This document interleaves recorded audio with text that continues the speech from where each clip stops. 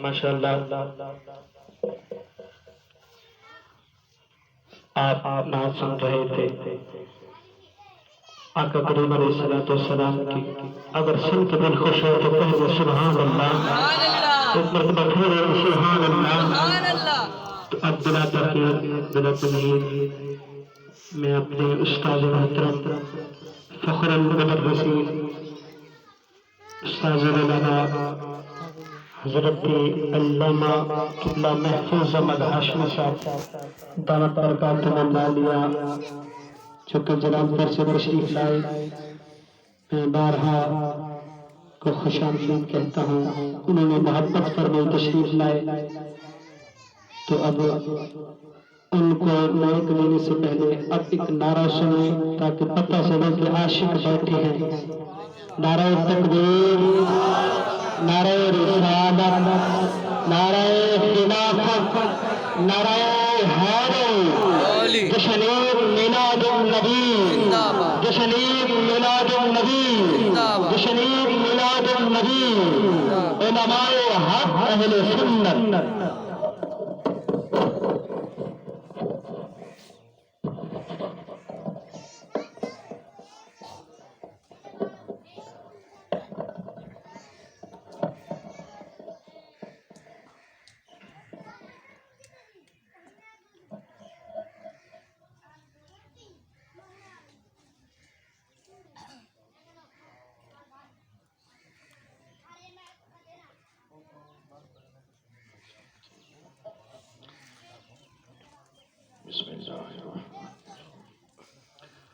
الحمدللہ نحمده ونستعینه ونستغفره ونؤمن به ونتوکل علیہ ونعوذ باللہ من شرور انفسنا ومن سیئات اعمالنا. من يهد الله فلا مضل له ومن يضلل فلا هادي له. ونشهد ان لا اله الا الله وحده لا شريك له. ونشهد ان سيدنا وسندنا حبيبنا محمدا عبده ورسوله صلی اللہ علیہ وعلى آلہ واصحاب اجمعین. اما بعد وقال اللہ تبارک و تعالی فی القرآن المجید والفرقان الحمید تلک الرسل فضلنا بعضهم علی بعض منهم من کلم اللہ ورفع بعضهم درجات. صدق اللہ العظیم. وقال النبی صلی اللہ علیہ وسلم انی ارى ما لا ترون واسمع ما لا تسمعون واتت السماء وحق لها ان تحت ما فيها موت أربع أصابع إلا وملك واتن جبهته ساجدا لله أو كما قال النبي صلى الله عليه وسلم. عن جرير بن عبد الله رضي الله تعالى عنه قال بايعت رسول الله صلى الله عليه وسلم على إقام الصلاة وإيتاء الزكاة والنصح لكل مسلم. وعن أنس بن مالك رضي الله تعالى عنه قال قال رسول الله صلى الله عليه وسلم لا يؤمن أحدكم حتى أن يحب لأخيه ما يحب لنفسه أو كما قال النبي صلى الله عليه وسلم إن الله وملائكته يصلون على النبي يا أيها الذين آمنوا صلوا عليه وسلموا تسليما. اللهم صل على سيدنا محمد وعلى آله وأصحاب سيدنا محمد وبارك وسلم. الصلاة والسلام علیکہ یا سیدی یا رسول اللہ وعلی آلک واصحابک یا رحمۃ للعالمین. مولانا صلی وسلم دائما ابدا علی حبیبک خیر الخلق کلہم. یا رب بالمصطفیٰ بلغ مقاصدنا واغفر لنا ما مضی یا واسع الکرم. مد مقام قرہ ہزار شناخان مصطفیٰ دیگر بزرگوں بچوں، ہم خوش نصیب ہیں کہ اپنے پیارے نبی کی میلاد کی محفل میں جمع ہیں.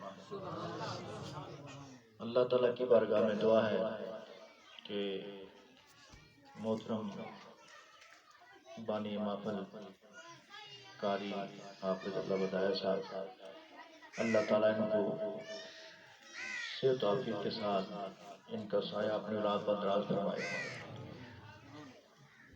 ان کا یہ اہتمام اپنی بارگاہ میں قبول فرمائے۔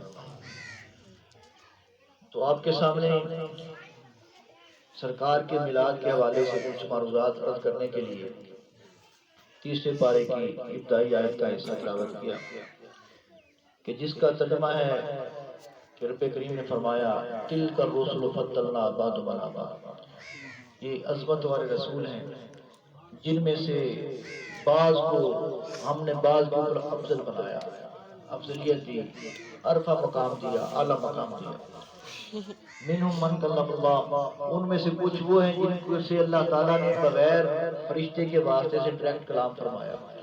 ورفع بعضهم درجات، اور ان رسولوں میں سے ایک رسول ایسا ہے، یہ مرکب اضافی ہے بعدہم، تو اس میں مفسرین نے فرمایا ہے کہ ہم ضمیر کے مرجع پیچھے رسول ہیں، تو ان رسولوں میں سے ایک رسول اللہ فرما رہا ایسا ہے جس کے مقام کو میں نے سب سے بلند کر دیا۔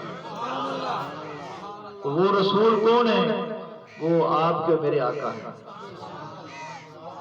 کہ جن کا مقام کائنات کی ہر جو ہے وہ ہستی سے ورا الورا ہے، اعلیٰ سے اعلیٰ ہے۔ اللہ تعالیٰ نے ہمارے نبی کو، اللہ تعالیٰ انسانوں کو جو کمالات عطا فرمائے، جتنے بھی کمالات، انسان چاہے عام انسان تھا، نبی تھا، رسول تھا، جس حیثیت سے بھی انسان ہے، تمام انسانوں سے اللہ تعالیٰ نے بلند مقام ہمارے نبی کو عطا فرمایا۔ جس طرح کہ شاہ عبد العزیز محدث دہلوی رحمۃ اللہ نے فرمایا لا یمکن الثناء کما کان حقہ، کہ آپ کی تعریف، آپ کی ثنا بیان کرنا، نعت خوانی بیان کرنا، یہ تو ممکن نہیں ہے۔ جس طرح آپ کی تعریف اللہ تعالیٰ نے جو آپ کو شان عظمت عطا فرمائی ہے کہ ان کے بیان کرنے کا جو حق ہے وہ حق ادا کرنا تو ممکن نہیں ہے، تو پھر آخر سمجھنے کے لیے کوئی لمٹ کی تو حد تو ہونی چاہیے کہ جس سے سمجھ آ جائے کہ آپ کی تعریف کتنی ہے، آپ کی شان عظمت کتنی ہے۔ کہ اگلے مصرے میں کہتے ہیں لا یمکن سناؤ کما کان حقہ، کہ سرکار کی کما حقہ جیسے شان ہے، عظمت ہے، اس کو بیان کرنا تو ممکن نہیں۔ بعد از خدا بزرگ تو ہی قصہ مختصر، لیکن یہ ہم کہہ سکتے اللہ تعالیٰ کے بعد سب سے بلند و بالا آپ کی ذات ہے۔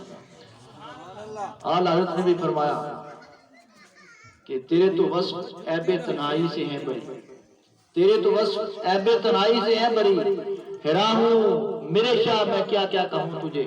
یا رسول اللہ، آپ کے اوصاف کو، آپ کے کمالات کو، خوبیوں کو شمار کرنا بھی یہ ایک آپ کے لیے عیب ہے کہ آپ کی جو شمار ہے، آپ کی جو وصف ہے، جو کمالات ہیں، عظمتیں ہیں، خوبیاں ہیں، جو شانیں ہیں، ان کو تو گنا نہیں جا سکتا۔ اگر گنتی کی جائے تو آپ کی شانوں کا گننا بھی آپ کے لیے ایک عیب ہے۔ تو فرما رہے ہیں کہ پھر تو کیسے ہم سرکار کی عظمت و شان کا کوئی آخری لکیر دیکھ سکتے ہیں، آخری جو ہے وہ حد دیکھ سکتے ہیں کہ فرمایا تیرے تو وصف عیب تنہائی سے ہیں بری، حیران ہوں میرے شاہ کیا کیا کہوں تجھے، کہ لیکن رضا نے ختم سخن اس پہ کر دیا کہ آپ کی تعریف بیان کرنا ممکن نہیں ہے، آپ کی شانوں کو شمار کرنا، گنتی کرنا بھی ممکن نہیں ہے، لیکن رضا نے اس بات پر جو ہے وہ اپنی بات کو ختم کر دیا۔ خالق کا بندہ، خلق کا آقا کہوں تجھے، کہ آپ اللہ تعالیٰ کے تو بندے ہیں، رسول ہیں، لیکن تمام مخلوق کے آپ آقا ہیں۔ آپ جو ہیں وہ جنوں کے بھی آقا ہیں، آپ انسانوں کے بھی آقا ہیں، آپ کائنات کی ہر چیز کے آقا ہیں۔ تو فرمایا خالق کا بندہ، خلق کا مولا کہوں، خلق کا آقا کہوں تجھے۔ تو اس لیے سرکار کی مدح ثنا خوانی، سرکار کی بدت، آپ کی شان کا جو بیان ہے وہ تو کبھی مکمل نہیں ہو سکتا کہ اللہ تعالیٰ نے خود جو بلند کر دیا ورفعنا لک ذکرک، کہ ہم نے آپ کی خاطر آپ کے ذکر کو بلند کر دیا ہے۔ تو جس چیز کو اللہ بلندی دے اس کو ہم کہاں بیان کر سکتے ہیں۔ تو پھر دوسری جگہ پر فرمایا وَلَلْآخِرَةُ خَيْرٌ لَكَ مِنَ الْأُولَىٰ، تو یہ چرچے سرکار کی، یہ عظمت بیان ہوتی رہے گی، اس میں ہر سال پہلے سے زیادہ اضافہ ہوتا رہے گا۔ تو اللہ تعالیٰ نے ہمارے نبی کو تمام کائنات کی چیزوں پر جو ہے وہ افضلیت عطا فرمائی۔ امام فخر الدین رازی رحمۃ اللہ تعالیٰ فرماتے ہیں کہ مخلوقات کی دو قسمیں، مخلوق دو قسم کی ہیں، ایک مکلف، دوسری غیر مکلف۔ مکلف مخلوقات میں 4 مخلوقیں شامل ہیں: شیطان، جن، فرشتے، انسان۔ شیطان سارے کے سارے کافر ہیں، شیطان کوئی مسلمان نہیں ہے، مومن نہیں ہے، سارے کافر ہیں۔ اور جنوں میں مسلمان بھی ہیں، کافر بھی ہیں، نیک بھی ہیں، بد بھی ہیں، اور انسانوں میں بھی ایسے ہیں۔ تو آگے فرشتے سارے کے سارے معصوم ہیں۔ تو آپ نے فرمایا کہ جو مکلف، جو اللہ تعالیٰ کے احکامات کی پابند مخلوقات ہیں، فرشتے ہیں، جن ہیں، اور فرشتے جو ہے وہ یہ شیطان ہیں، ان کو اللہ تعالیٰ نے بظاہر ہر انسان کے مقابلے میں زیادہ طاقتیں دی، لطافتیں دی۔ جن بھی ایک لطیف جسم ہے، اور ایسے شیطان بھی ان میں بھی لطافت ہے، وہ انسان کے جسم کے اندر داخل ہو جاتے ہیں۔ اللہ تو فرماتا ہے جیسے جسم کے اندر خون چلتا ہے، شیطان تمہارے ایسے چلتا ہے۔ تو اس لیے جو ان کی لطیف جسم ہے، لطیف جسم کی مثال آپ کو سمجھاتا کہ آپ کو یہ لطیف کا معنی سمجھ، لطافت کا معنی سمجھ آئے۔ موبائل تو ہر بندے کے پاس ہے، تو یہ اب موبائل بند ہے، کوئی سوراخ نہیں ہے، لیکن اس میں میسج آ جاتے ہیں، آواز بھی ریکارڈ ہو جاتی ہے، پیسے بھی آ جاتے ہیں۔ تو وہ کیسے آتے ہیں؟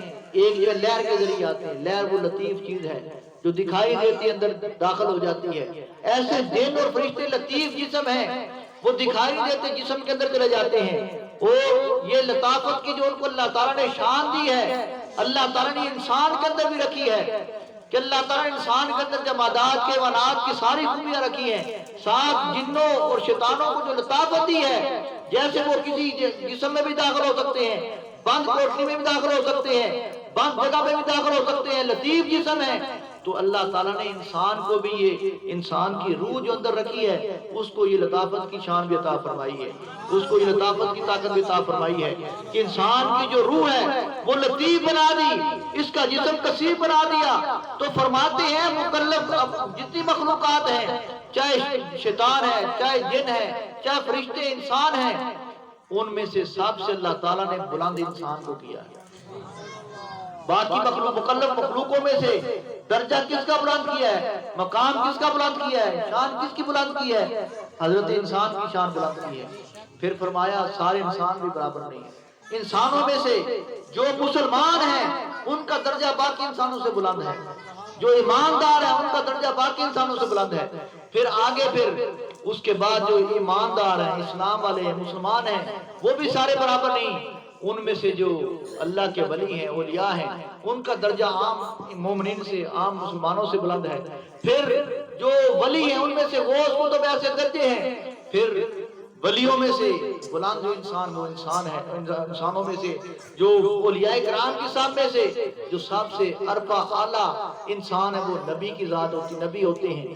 تو اس طرح دیکھیں عام انسانوں سے مومن مسلمان افضل، مسلمانوں میں سے اولیاء افضل، اولیاء میں سے پھر نبی افضل، نبیوں میں پھر ان کا رسولوں کا مقام نبیوں سے بھی بلند ہے، کہ نبی وہ ہوتا ہے جس کی طرف اللہ تعالیٰ کی وحی آتی ہے، لیکن رسول وہ نبی ہوتا ہے کہ جس میں نبوت والی شان بھی ہوتی ہے، اور پھر اللہ تعالیٰ اس کو کتاب بھی عطا فرماتا ہے۔ تو یعنی رسول کا مقام نبیوں سے بلند ہے۔ پھر رسولوں میں اولو العزم رسول ہیں، اور پھر ان اولو العزم رسولوں کا مقام عام رسولوں سے بلند ہے۔ پھر ان تمام اولو العزم رسولوں میں ہمارے نبی کا مقام سب سے بلند ہے۔ تو اس حوالے سے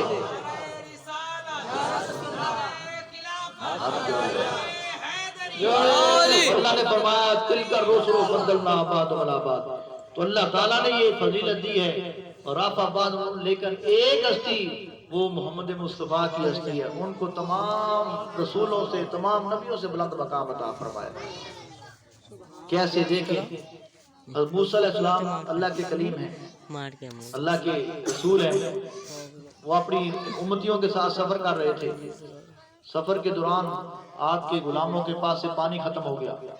انہوں نے حضرت موسیٰ کی بارگاہ میں، یا اللہ، یا کلیم ہے اللہ کے کلیم، اللہ کی بارگاہ میں دعا کریں اللہ تعالیٰ بارش نازل فرما دے تاکہ ہم کوئی پانی اکٹھا کر سکیں، پانی جمع کر سکیں۔ تو اللہ تعالیٰ نے جب حضرت موسیٰ کی قوم کو پیاس لگی، پانی کی ضرورت محسوس ہوئی، پانی کی ضرورت پیش آئی، تو اللہ تعالیٰ نے حضرت موسیٰ کی قوم کے لیے پانی کا بندوبست کیسے کیا، انتظام کیسے کیا؟ حضرت موسیٰ کو وحی بھیجی موسیٰ اپنا عصا جو بطور موعظہ میں نے تمہیں دیا ہوا ہے، عصائے موسوی تمہارے پاس ہے، اس ڈنڈے کو، اس عصا کو، اس سوٹی کو پتھر کی چٹان کے اوپر مارو۔ تو موسیٰ نے اللہ کے حکم کے مطابق اس اپنے عصا کو ایک پتھر کی چٹان کے اوپر مارا، تو جیسے ہی حضرت موسیٰ نے وہ پتھر کی چٹان کے اوپر اپنا عصا مارا تو قرآن کہتا ہے فوراً 12 چشمے نکل آئے۔ ایک مرتبہ آپ نے ضرب ماری تو اس چٹان کے اندر سے 12 سوراخ ہو گئے، 12 چشمے نمودار ہو گئے۔ تو پھر محدثین نے یہاں ایک نقطہ بیان کیا ہے کہ آپ نے ضرب تو ایک مرتبہ ماری تھی، ایک مرتبہ آپ نے چوٹ ماری تھی، ایک مرتبہ ڈنڈے کو اس پتھر پر مارا تھا، تو چشمے ایک مرتبہ مارنے کے ساتھ ایک سوراخ کیوں نہیں ہوا، 12 کیوں ہو گئے؟ تو محدثین نے، مفسرین نے لکھا ہے کہ کیونکہ حضرت موسیٰ کے ساتھ جو چلنے والے ان کے امتی تھے وہ مختلف 12 قبیلوں کے لوگ تھے، مختلف 12 جو ہے وہ قبیلوں کے، ہر قبیلے کا سردار رہتا تھا، ان کے ساتھ چل رہے تھے۔ تو اللہ تعالیٰ نے اپنی حکمت کے مطابق پہلے سے ہی ہر قبیلے کے لیے علیحدہ جو ہے پانی کا انتظام کر دیا۔ یہ نہ ہو کہ جب ایک ہی سوراخ سے پانی لینے کے لیے اتنے قبیلے جمع ہوں تو پھر لڑائی جھگڑا نہ ہو جائے۔ تو ویسے بھی ہم انسان بڑے جذباتی ہیں، ایسے کھانے پینے کے معاملات میں ہم بڑے جذباتی ہو جاتے ہیں، اس وقت جو ہے وہ ایک دوسرے کے ساتھ جو ہے وہ ڈکر بیل بھی کرتے ہیں۔ تو کئی مرتبہ کھانے پینے کی محفلوں میں دیکھا ہے کوئی چیز تقسیم ہو رہی ہو تو کیسے ایک دوسرے کو دھکے دے کے کوشش کرتے ہیں پہلے میں لے لوں، پتہ آخری میں ختم ہی نہ ہو جائے، اندر بعد رزق ملے گا کہ نہیں ملے گا۔ تو اس لیے اس وقت ہم تہذیب بھول جاتے ہیں۔ کئی باشعور بندے بھی اس وقت جو ہے وہ ایسے محسوس ہو رہے ہیں کہ ان کو کوئی تہذیب کی سکھائی نہیں ہے۔ تو اس لیے اللہ نے پہلے نظام فرمایا کہ ہمارے نبی نے تو ہمیں کھانے پینے کے آداب سکھائے۔ ہمارے نبی کی جو ہے وہ کمال آپ کا یہ ہے کہ کسی نبی کا ساری تاریخ پڑھ کے دیکھ لیں، کسی نبی کی زندگی کی ہر ایک چیز کی حفاظت نہیں کی گئی، لیکن ہمارے نبی کی شان دیکھیں کہ سرکار دو عالم وسلم نے جو جو عمل کیا، جو جو کام کیا، آپ کی ہر ایک کام اور بات کو اللہ تعالیٰ کے انتظام نے ایسے محفوظ کیا ہوا ہے کہ آپ نے جو کام کیے ہیں، یہاں تک کہ جوتا کیسے پہنا، کیسے اتارا، کھانا کیسے کھایا، پانی کیسے پیا، لباس کیسے اتارا، کس وقت کیا کھاتے تھے، کس وقت کیا کرتے تھے، یہ ساری باتیں آن دا ریکارڈ ہیں، کتابوں میں موجود ہیں۔ تو اللہ تعالیٰ نے ہمارے نبی کی سیرت کو ہمارے لیے اس کی حفاظت فرمائی ہے تاکہ ہم اچھی عادتیں سیکھ سکیں، اپنے نبی کے اخلاق کو سیکھ سکیں، سنتوں کو سیکھ سکیں۔ تو کھانے پینے کے آداب بھی ہمارے نبی نے ہمیں سکھائے ہیں۔ کھانے کے آداب کیا ہیں؟ پہلے بسم اللہ پڑھیں، جب بھی کھانے لگے تو بسم اللہ پڑھیں۔ لمبی دعا نہ یاد تو بسم اللہ الرحمن الرحیم تو پڑھ سکتے ہیں، اتنی بھی نہ پڑھے، بسم اللہ اللہ کے نام لے کے شروع کر دیں تو سنت کا ثواب عطا ہو جائے گا۔ تو پھر دوسرا دائیں ہاتھ سے کھائیں۔ دیکھا جاتا ہے کئی پڑھے لکھے جو ہوتے ہیں وہ چائے کا کپ بائیں ہاتھ میں پکڑتے ہیں، بوتل بائیں ہاتھ میں پکڑتے ہیں، اکثر یہ فیشن بن گیا، رواج بن گیا ہے۔ لیکن حدیث پاک کیا کہتی ہے؟ ہمارے نبی نے کیا فرمایا کہ فرمایا کھانے کے لیے دائیں ہاتھ ہے، شیطان جو ہے بائیں ہاتھ سے کھاتا ہے، تو شیطان کا کام ہے بائیں ہاتھ سے کھانا، تو مسلمان کا کام کیا ہے؟ وہ دائیں ہاتھ سے کھائے۔ حضرت عبداللہ بن عباس خود اپنے جو ہے وہ واقعہ بیان کرتے ہیں، کہتے میں چھوٹا تھا، چھوٹی عمر میں حضور کی بارگاہ میں ایک مرتبہ کھانا کھانے کا موقع مل گیا، محفل کے اندر سارے مل کے کھا رہے تھے، تو سامنے جو برتن آیا تو عبداللہ بن عباس فرماتے ہیں میں جہاں سے جی چاہتا تھا برتن میں اپنا ہاتھ آگے کر لیتا تھا، کھا لیتا تھا، تو فرماتے ہیں حضور نے میرا ایسے ہاتھ پکڑ لیا، ہاتھ پکڑ لیا، چھوٹا بچہ تھا۔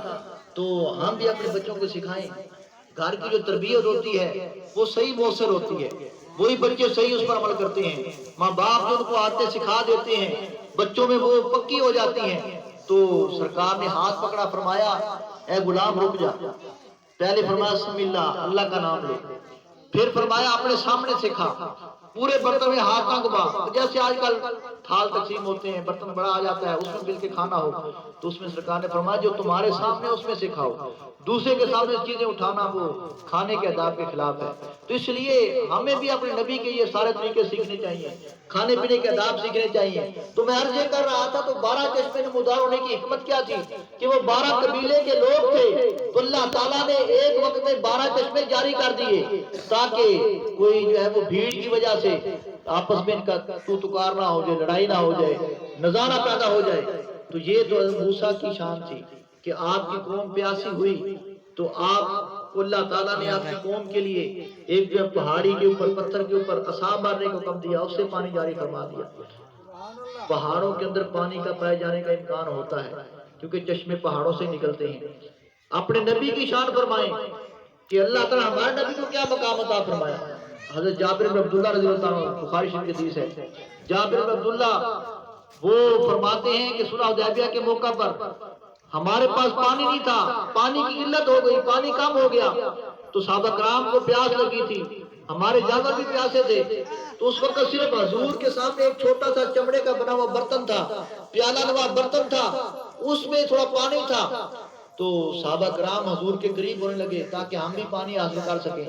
جب حضور نے بھیڑ ہوتے دیکھا کہ بھیڑ کیوں کر رہے ہیں، تو حضور نے پوچھا کیا بات ہے، سارے اکٹھے ہو رہے ہو؟ تو عرض کی یا رسول اللہ پانی ختم ہو گیا ہے، ہمارے پاس پانی نہیں ہے، تو اس لیے سارے آپ کے پاس جمع ہو رہے ہیں تاکہ آپ ان کو پانی عطا فرمائیں۔ تو سرکار دو علیہ وسلم نے پھر کیسے انتظام فرمایا اپنے صحابہ کے لیے، اپنے غلاموں کے لیے پانی کا بندوبست کیسے کیا؟ تو آپ کے سامنے جو پیالہ پڑا تھا، حضور نے اپنا نورانی ہاتھ، جد اللہ والا ہاتھ اس پانی کے پیالے کے اندر رکھ دیا۔ تو راوی فرماتے ہیں، جابر فرماتے ہیں، جیسی سرکار نے وہ اپنا ہاتھ مبارک اس پیالے میں رکھا تو سرکار کی انگلی کے درمیان سے پانی ایسے نکلنے لگا جیسے چشموں سے نگار ہوتا ہے، فوارے چل پڑے۔ تو ایسے یعنی یہ فل موت فوراً یعنی بڑی تیزی کے ساتھ تاکید کے لیے مسئلہ ذکر کیا گیا، یعنی بڑی تیزی کے ساتھ اسے پانی نکلنے لگا۔ تو صحابہ کرام نے پیا، اپنے جانوروں کو پلایا، مشکلیں بھر لیے۔ تو حضرت جابر سے تابعی پوچھتے ہیں، سالم رضی اللہ تعالیٰ عنہ تابعی ہیں، جن کو حضرت جابر نے جب یہ حدیث سنائی تو انہوں نے پوچھا کہ جابر یہ تو بتائیں کہ آپ کتنے بندے تھے، آپ کتنے لوگ تھے جنہوں نے پانی پیا تھا؟ تو جابر نے کیا الفاظ استعمال کیے؟ حدیث پاک میں ہے کہ جابر نے یہ کہا کہ لوگ اننا میت الفن، اگر ہم 1000 بندے بھی ہوتے، 1000 انسان بھی ہوتے، لکفانا، تو یہ پانی سب کے لیے کافی ہو جاتا، ہمیں پورا ہو جاتا۔ کننا 500، لیکن ہم اس دن 1500 تھے، 1500 جو ہے وہ صحابہ کرام تھے جنہوں نے یہ پانی سرکار کی جسم میں نکلوا پیا۔ تو اس سے ہمیں صحابہ کی شان کا بھی پتہ چلتا ہے، کتنے خوش نصیب تھے کہ جن کو سرکار کے جسم سے نکلا پانی پینا نصیب ہوا۔ دیکھیں سائنس کہتی ہے کہ انسان کے جسم کے اندر 3 سے 5 لیٹر تک پانی ہوتا ہے، تو سرکار کو اللہ تعالیٰ نے کیا کمال عطا فرمایا کہ آپ کے غلام پیاسے ہوئے تو اللہ تعالیٰ نے آپ کے ہاتھوں سے فوارے جاری کر دیے۔ تو یہ ایسے اللہ تعالیٰ نے ہمارے نبی کو تمام رسولوں سے، نبیوں سے اعلیٰ مقام عطا فرمایا ہے۔ ایسے ہی ایک اور اس ضمن میں آپ کو واقعہ عرض کرتا ہوں۔ حضرت یعقوب علیہ السلام اور یوسف علیہ السلام کا نام تو آپ نے سنا ہے، اللہ کے نبی ہیں۔ یوسف علیہ السلام کے ساتھ بھائیوں نے جو ظلم کیا چھوٹی عمر میں، سارا واقعہ آپ کو پتہ ہے، واقعہ کی طرف نہیں جانا چاہتا، تو ہمیں تھوڑا سیکھنا چاہیے کہ اللہ تعالیٰ نے جب بھائیوں نے بھائی کے ساتھ ظلم کیا تو ان کو کیسے ذلیل کیا، تو پھر کیسے ان کو ذلت ان کا مقدر بنا دی، پھر بھیک مانگنے کے لیے دوسرے ملکوں کے بادشاہ کے پاس ان کو جانا پڑا۔ تو میں اس موضوع میں نہیں آنا چاہتا، صرف ضمن ایک بات آ گئی ہے کہ ہمیں آپس میں اپنے ساتھ محبت کے ساتھ رہنا چاہیے، خلوص کے ساتھ، خیر خائی کے ساتھ رہنا چاہیے۔ تو بھائیوں نے جب کنویں ڈالا تو پھر آپ مصر میں پہنچ گئے، بادشاہ بن گئے۔ واقعہ لمبا ہے، میں جو چیز بیان کرنا چاہتا ہوں وہ یہ ہے کہ حضرت یوسف علیہ السلام کے پاس جب حضرت یعقوب نے اپنے بیٹوں کو بھیجا، کہا سالی کنعان شہر میں کہا سالی آ گئی، کھانے پینے کچھ ملتا نہیں تھا، تو ساتھ والا ہمسایہ ملک مصر تھا، تو حضرت ابراہیم نے اپنے بیٹوں کو بھیجا، جاؤ مصر کے بادشاہ سے کچھ امداد لے آؤ، کوئی گندم لے آؤ تاکہ ہمارا جو ہے وہ رزق کا سلسلہ چل سکے۔ تو آپ کے بھائی حضرت یوسف علیہ السلام کے بھائی جو ہے وہ مصر کے بادشاہ کے پاس جاتے ہیں وہاں سے غلہ لینے کے لیے۔ تو یوسف علیہ السلام نے بھائیوں کو پہچان لیا تھا پہلی مرتبہ، لیکن کوئی بات نہ کی، ان کو جو سامان دے کے بھیج دیا، صرف بنیامین کو اپنے پاس، دوسرے بھائی کو روک لیا۔ پھر دوسری مرتبہ جب بھائی گئے تو اس وقت اپنا تعارف کرایا، جب بھائیوں کی امداد کر دی تو پوچھا کہ تمہیں یاد ہے تم نے یوسف سے ساتھ کیا کیا تھا؟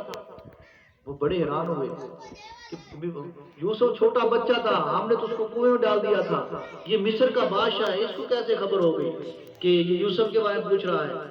تو پھر غور و فکر کیا تو پتہ چلا نئے نقش تو ہمارے بھائی والے لگتے ہیں، ہونٹ بھی وہی ہیں، آنکھیں بھی وہی ہیں، محاذہ نقشہ بھی وہی ہے۔ تو پھر جب تسلی ہوتی پوچھا کیا تم ہی یوسف ہو؟ تو آپ نے بھی پردہ فاش کیا، کہا میں ہی یوسف ہوں اور یہ بنیامین میرا بھائی ہے۔ تو پھر جب تعارف ہوگا، بھائی بھائی سے مل گئے، تو حضرت یوسف کے بھائی نے کہا تم یہاں مصر کے بادشاہ بنے پھر رہے ہو، تمہارے باپ کی حال یہ ہے کہ رو رو ان کی بینائی ختم ہو گئی ہے، ان کی آنکھیں ختم ہو گئی ہیں، ان کی دید ختم ہو گئی ہے، وہ تمہارے فراق میں اتنے سالوں سے رو رہے ہیں۔ تو حضرت یوسف علیہ السلام نے کہا یہ میرا کرتا لے جاؤ اور جا کے میری باپ کی آنکھوں پر لگا دینا، اللہ تعالیٰ بینائی واپس کر دے۔ تو جو چیز میں عرض کرنا وہ آگے ہے کہ حضرت یعقوب علیہ السلام کے پاس ابھی کرتا پہنچا نہیں تھا۔ مفسرین نے لکھا ہے، میرے پیر مرشد حضور ظالمت جسد کرم شاہ عزیز احمد تفسیر میں لکھتے ہیں کہ ابھی وہ قافلہ جو یعقوب علیہ السلام کے بیٹوں کا قافلہ قمیض یوسف علیہ السلام کی لے کے کنعان شہر میں آ رہے تھے، وہ ابھی ایک ہفتے کی مسافت پر تھے، ایک ہفتے بعد انہیں کنعان پہنچنا تھا۔ تو ادھر یعقوب علیہ السلام کیا کہہ رہے ہیں کہ آپ فرماتے ہیں انی لاجد ریح یوسف، مجھے تو یوسف کی خوشبو محسوس ہو رہی ہے۔ یعنی ابھی قافلہ وہ کنعان شہر سے ہفتے کی مسافت پر دور ہے۔ ہفتے کی مسافت اس وقت جو ہے وہ گھوڑوں پر یا خچروں پر یا اونٹوں پر سفر ہوتا تھا، کافی دیر لگ سکتے تھے، تو مہینے کی مسافت شمار کی جو ہے وہ آل سیر نے کہ ایک مہینے میں وہ سفر طے ہو سکتا تھا، یعنی اتنی مسافت پر وہ تھے۔ تو یعقوب کیا فرما رہے ہیں انی لاجد ریح یوسف، مجھے تو یوسف کی خوشبو محسوس ہو رہی ہے۔ نبی کا کمال دیکھیں، شان دیکھیں کہ 40 سال کا عرصہ گزر گیا تھا یوسف علیہ السلام کو گم ہوئے، جب سے باپ سے جدا ہوئے تھے ابراہیم علیہ حضرت یعقوب سے، تو 40 سال گزر گئے تھے۔ 40 سال کے بعد جو ہے وہ قمیض آ رہی تھی، تو 40 سال گزرنے کے بعد بھی آپ کو پتہ ہے یہ خوشبو یوسف کی ہے۔ آپ کو پتہ ہے کہ جو ہے وہ حافظت اللہ تعالیٰ نے کبھی عطا فرمایا کہ فرمایا مجھے تو یوسف کی خوشبو محسوس ہو رہی ہے۔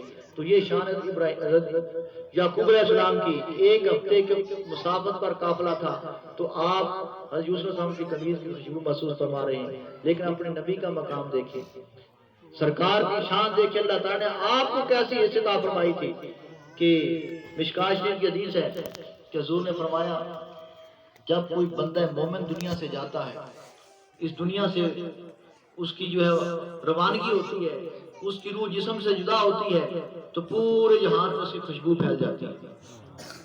فرمایا اگر کوئی کافر مرتا ہے تو پورے جہان میں اس کی بدبو پھیل جاتی ہے۔ تو جب سرکار یہ بیان فرما رہے تھے تو راوی کہتے ہیں سرکار کے پاس چھوٹا سا ایک رومال تھا، وہ آپ نے اپنے ناک کے اوپر کیا، تو محدثین نے اس سے یہ چیز بیان کی ہے کہ لگتا یہ ہے کہ جب سرکار یہ ارشاد فرما رہے تھے کہ جب بندہ مومن دنیا سے جاتا ہے تو خوشبو پھیل جاتی ہے، کوئی کافر مرتا ہے تو بدبو پھیل جاتی ہے، کہ لگتا یہ ہے کہ اس وقت کوئی کافر مرا ہوگا جس کی بدبو پھیلی ہوئی ہوگی، تو سرکار نے اس وجہ سے اس کی بدبو سے بچنے کے لیے اپنے ناک کو ڈھانپ لیا تھا۔ تو ایک آگے بھی سماعت فرمائیں کہ حضور فرماتے ہیں کہ جبریل امین جب سدرۃ منتہا سے نیچے وحی لے کے آنے کا ارادہ کرتا ہے، اللہ کی بارگاہ سے جب اللہ کے حکم کے ساتھ نیچے آنے کا ارادہ کرتا ہے، ابھی وہ سدرۃ منتہا پر ہوتا ہے۔ سدرۃ منتہا سے زمین کا کتنا فاصلہ ہے؟ 6000 سال کا فاصلہ ہے۔ 6000 سال کا فاصلہ ہے سدرۃ منتہا سے لے کر ہماری زمین کا۔ تو آپ کیا فرماتے ہیں؟ سرکار فرماتے ہیں جب جبریل امین اس سدرۃ منتہا سے نیچے اترنے کا ارادہ کر رہا ہوتا ہے، نیچے آنے کا ارادہ کر رہا ہوتا ہے، انی آجدو ریح جبرائیل، مجھے جبریل کی خوشبو محسوس ہو جاتی ہے۔ وہ تو ایک ہفتے کی مسافت اور قافلہ تھا تو یعقوب علیہ السلام کو خوشبو محسوس ہو رہی تھی، ادھر کیا ہے کہ جبریل امین 6000 سال کے فاصلے پر ہوتے ہیں تو ہمارے کریم نبی اس کی خوشبو کو محسوس کر لیتے ہیں۔ تلک الرسل فضلنا بعضهم علی بعض۔ تو ایسے اللہ تعالیٰ نے ہمارے نبی کو تمام نبیوں سے، رسولوں سے بلند اعلیٰ مقام عطا فرمایا۔ تو حدیثیں آپ کے سامنے دو پڑھی تھی، ان کے حوالے سے کچھ معروضات عرض کرتا ہوں کہ حضرت جبیر بن پہلے میں نے جو روایت پڑھی تھی حضرت جو ہے وہ عبداللہ کی، کہ انہوں نے کیا کہا کہ انہوں نے فرمایا کہ بایات رسول اللہ صلی اللہ علیہ وسلم، میں نے رسول پاک صلی اللہ علیہ وسلم کی بیعت کی کس چیز پر؟ اللہ اقام الصلاۃ ہے، کہ میں نماز قائم کروں گا، نماز قائم کرنے پر، وایتاء زکات ہے، اور نماز زکات ادا کرنے پر، اور تیسری چیز ونصل کل مسلم، ہر مسلمان کے ساتھ خیر خائی کرے گا۔ جبیر بن عبداللہ البجلی رضی اللہ تعالیٰ عنہ کہ وہ صحابی فرماتے ہیں کہ میں نے جب حضور کی بیعت کی تو 3 کاموں پر بیعت کی تھی، کہ میں نماز بھی پڑھوں گا پابندی کے ساتھ، زکات بھی دوں گا اپنے مال کی، اور تیسری چیز کہ میں ہر مسلمان کے ساتھ خیر خائی کروں گا۔ تو پھر ان کا ایک معاملہ ہوا، ان کو گھوڑے کی ضرورت پیش آ گئی، گھوڑا خریدنا چاہتے تھے۔ حضرت جریر بن عبداللہ، جبیر نے جریر نام ہے ان کا صحابی کا، گھوڑے کی ضرورت پیش آ گئی، گھوڑا خریدنا چاہتے تھے۔ پتہ چلا فلاں صحابی کے پاس گھوڑا ہے، اس کے پاس گئے، پوچھا کتنے کا گھوڑا ہے؟ انہوں نے کہا یہ اس کی صحیح قیمت ریٹ تو مجھے پتہ نہیں ہے، لیکن تم ریٹ دینا چاہتے ہو، قیمت دینا چاہتے ہو، لے لو، پسند کر لو۔ تو 300 درہم میں ان کا سودا ہو گیا، 300 درہم کا گھوڑا خرید کے جریر بن عبداللہ واپس آ گئے۔ جب گھر گھوڑا لے کے آئے تو جیسے ہمارے دوست احباب کوئی چیز خرید کے لاتے ہیں تو دوست احباب دیکھنے کے لیے آتے ہیں، تو دوست احباب دیکھنے کے لیے آئے تو پوچھا یہ گھوڑا تم نے کتنے میں خریدا ہے؟ تو حضرت جریر نے کہا کہ یہ گھوڑا میں نے 300 درہم میں خریدا ہے۔ تو ایک ساتھی نے کہا کہ یہ گھوڑا تو اس سے زیادہ قیمتی ہے، اس کی قیمت تو 400 درہم سے بھی جو ہے وہ زیادہ ہے، تم اس کو 300 درہم میں خرید لائے ہو۔ تو حضرت جریر نے جیسے سنا 100 درہم اور اٹھائے اور جس صحابی سے گھوڑا خرید کے لائے تھے اس کے پاس پہنچ گئے اور جا کے عرض کی کہ میں نے جو تم سے سودا کیا تھا، تمہارے جو ہے وہ ساتھ میری ڈیلنگ ہوئی تھی، گھوڑا خریدا تھا، تو وہ گھوڑا اس کی قیمت زیادہ تھی، میں نے تمہیں تھوڑے پیسے دیے ہیں، اس کے پیسے زیادہ بنتے ہیں۔ تو وہ صحابی بھی کوئی ہمارے لالچی تو نہیں تھے، انہوں نے کہا ٹھیک ہے، جو سودا ہو گیا، مجھے زیادہ پیسوں کی ضرورت نہیں ہے۔ تو حضرت جریر کہتے ہیں کہ نہیں، یہ 100 درہم اضافی تمہیں قبول کرنے پڑیں گے، 400 درہم کا گھوڑا ہے، میں تم سے 300 درہم کا لے رہا ہوں، یہ 100 درہم مجھے قبول کرنے پڑیں گے۔ اس صحابی نے بھی انکار کیا۔ تو حضرت جریر کیا کہتے ہیں کہ اگر میں 300 درہم میں 400 درہم والا گھوڑا خریدتا ہوں تو پھر میں تمہارے ساتھ خیر خائی تو نہیں کر رہا۔ حالانکہ بایات رسول صلی اللہ علیہ وسلم، میں نے حضور کی جب بیعت کی تھی، حضور کے ہاتھ میں اپنا ہاتھ دیا تھا، تو اس وقت میں نے یہ حضور سے وعدہ کیا تھا کہ میں ہر مسلمان کے ساتھ خیر خائی کروں گا۔ اگر آج میں 400 والی چیز تم سے 300 میں لے لوں تو تمہارا تو نقصان کر رہا ہوں، تمہاری خیر خائی نہیں کر رہا، اس لیے تمہیں یہ 100 درہم قبول کرنا پڑے گا۔ تو آج ہم دیکھیں کہ ہمارا کیا حال ہے، پتہ چل جائے کہ سادہ آدمی ہے، بولا بالا ہے، اس سے جو ہے وہ کافی مہنگی چیز بھی سستی لے لیتے ہیں۔ تو ہمیں اپنے نبی کی سیرت سیکھنا چاہیے۔ سرکار نے فرمایا کہ تم میں سے کوئی بھی دوسری چیز، کوئی بھی کامل پکا مومن نہیں ہو سکتا اس وقت تک جب تک وہ اپنے بھائی کے لیے وہ چیز پسند نہ کرے جو اپنے لیے پسند کرتا ہے۔ تو خیر خائی چاہیے۔ آج ہمارے معاشرے کی چیز ختم ہو گئی، بھائی بھائی کا نقصان کرنے پر خوش ہے۔ ہمیں چاہیے کہ دوسرے کے کو نقصان سے بچائیں۔ گلی ہم جو صفائی کر کے کوڑا کر پانی اپنے گھر کو صاف کرتے ہیں، پانی سارا گلی میں چھوڑ دیتے ہیں تاکہ گزرنے والوں کو تکلیف ہوتی رہی۔ تو آج ہمیں بھی اپنے رویے تبدیل کرنے چاہیے، اپنے انداز زندگی تبدیل کرنا چاہیے، ہم سے کسی کو نقصان نہ ہو، تکلیف نہ ہو۔ تو حضور نے فرمایا اس وقت تک تمہارا ایمان کامل نہیں ہے جب تک تم دوسرے بھائی کے لیے وہ چیز پسند نہ کرو جو اپنے لیے پسند کرتے ہو۔ میں پسند کرتا ہوں کہ میری عزت کی جائے، مجھے دوسرے کی عزت کرنی چاہیے۔ میں پسند کرتا ہوں کہ مجھے ملاوٹ والا مال نہ ملے تو مجھے بھی کسی کو ملاوٹ والا مال نہیں دینا چاہیے۔ میں پسند کرتا ہوں کہ میری عزت کو کوئی بری پہلی آنکھ سے نہ دیکھے تو مجھے بھی دوسروں کی عزت کی طرف پہلی آنکھ سے نہیں دیکھنا چاہیے۔ اس لیے حضور نے فرمایا ہے میرے امتیوں، اس وقت تک تمہارا ایمان مکمل نہیں ہوگا جب تک تم اپنے بھائی کے لیے وہ چیز نہ پسند کرو جو اپنے لیے پسند کرتے ہو۔ تو اللہ تعالیٰ کی بارگاہ میں دعا ہے کہ اللہ تعالیٰ ہمیں اپنے پیارے نبی کے ساتھ سچی پکی محبت بھی نصیب فرمائے اور آپ کی مکمل غلامی بھی عطا فرمائے، آپ کی سیرت پر عمل کرنے کی توفیق عطا فرمائے۔ آمین وما علیہ